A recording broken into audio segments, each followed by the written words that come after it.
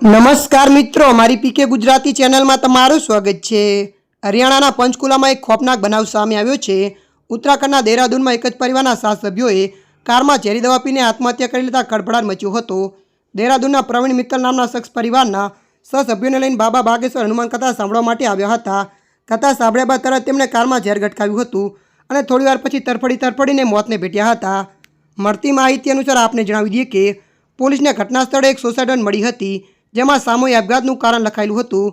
પરિવારે ભારે દેવાના કારણે આત્મહત્યા કરી હતી। દેવ હદબાર જતા રહેતા ભરપાઈ કરી શકે તેવો કોઈ માર્ગ જ રહ્યો ન હતો, તેથી પરિવારને મોત વાલું લાગ્યું અને બધા ભેગા મળીને ઝેર પીધું હતું।